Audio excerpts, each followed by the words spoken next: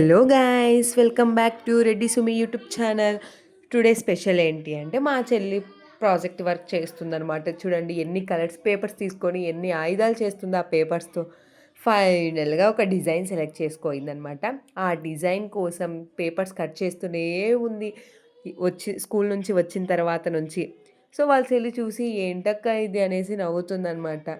ఏం ప్రాజెక్ట్ వర్కో ఏంటో, చిన్నప్పుడే పిల్లలకి ఇన్ని కష్టాలు వచ్చేస్తున్నాయండి.